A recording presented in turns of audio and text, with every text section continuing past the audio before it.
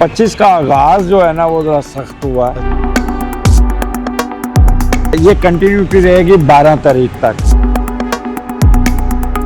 फरवरी में यकीन करें पाकिस्तान की बाहर से बहुत ज़्यादा बिजनेस आएगा। अस्सलाम वालेकुम पाकिस्तान, सुनो पंजाब की जानिब से आपका मेज़बान मुताहिर गिल आपकी खिदमत में हाजिर है।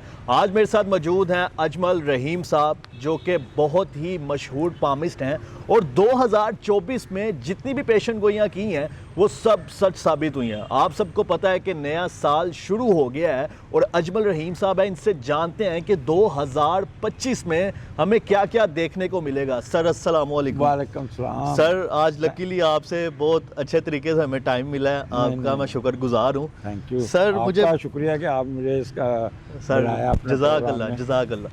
अच्छा सर, ये 2024 में आपने जितनी पेशन गोइयाँ की हैं वो माशाल्लाह से सब सच साबित हुई हैं। 2025 कैसा होगा हमारे लिए, ज़रा बताएं।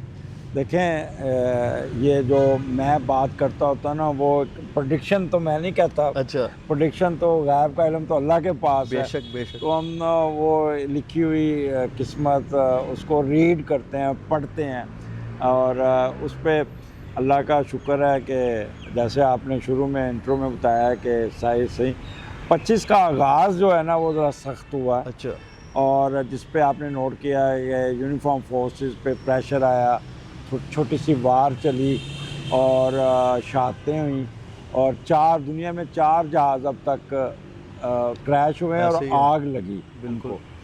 और ये कंटिन्यूटी रहेगी 12 तारीख तक। 12 तारीख तक। और उसके बाद फिर ये खामोशी हो जाएगी। और अब पाकिस्तान का हारोस्कोप में पाकिस्तान का मार्स फंसा हुआ है 12वें घर में और रेट्रोग्रेड किया हुआ है उसका ट्रांजिट का।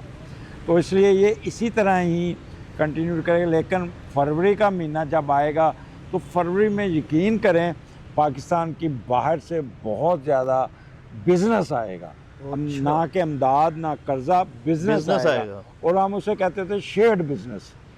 और ये इसमें सी पैक होगा, इस पे आपकी कंस्ट्रक्शन वर्क, आपकी नई रेलवे, नए प्रोजेक्ट चीन से काफ़ी आपका आ जाएगा। अभी मरियम साहिबा होके आई हैं, वो सारे आपको प्रोजेक्ट फरवरी में नज़र आएंगे।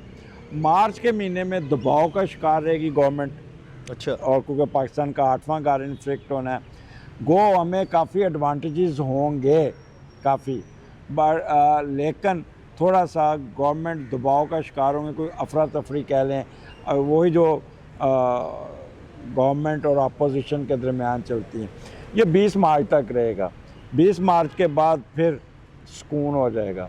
फिर ये जो पीटीआई है ना, ये सेटल डाउन होनी शुरू करेगी। और इमरान साहब जो है ना, इमरान खान साहब, वो एक नेगोशिएशन एनआरओ कह लें या डील के बाद वो एक साइड पे होके बैठ जाएंगे और फिर वो आगे सियासत में बहुत कम नज़र आएंगे।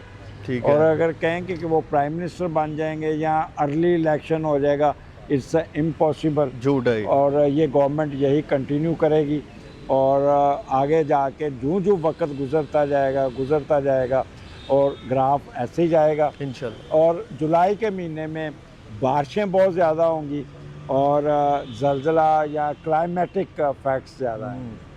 बट अल्टीमेटली ये आपकी इकॉनमी जो है ना वो शूट कर जाएगी।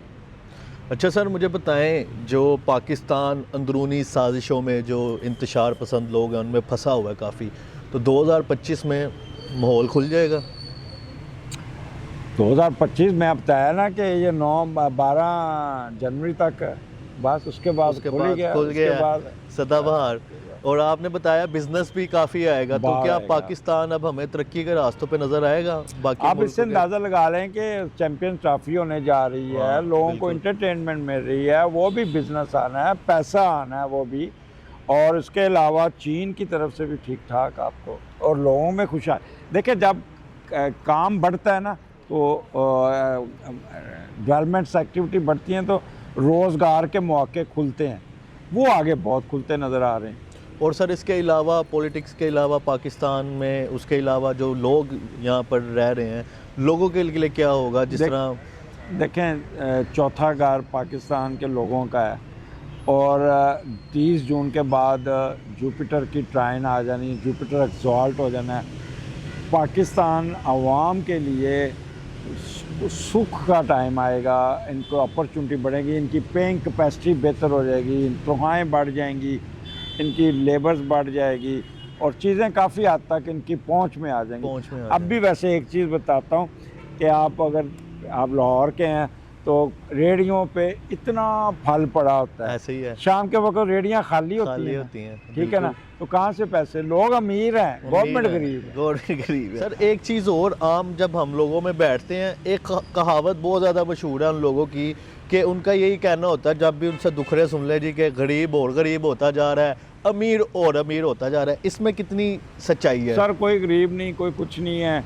आप मुझे बताएं, रेहड़ी वाला एक फल बेच रहा है, ना उसने टैक्स देना है, ना उसने किराया देना, ना बिजली का बिल, ना कुछ, ठीक है।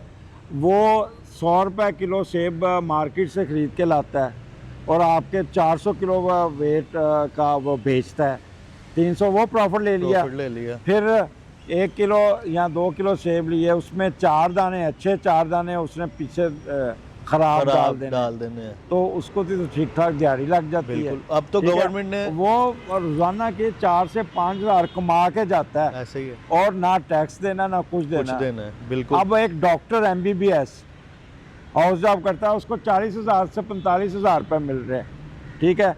अब उसकी बात करें, वो पढ़ लिख के वो गरीब है और रेहड़ी वाला अमीर है। बात तो सही है, और ऊपर से वो बिजनेस कर रहे हैं, ठीक है। मेडिकल कॉलेजेस, ठीक है, वो प्राइवेट मेडिकल कॉलेज वाले तो पहले 2.5 लाख से शुरू हुए थे, उस वक्त भी डॉक्टर को 40,000 तनख्वाह देते थे।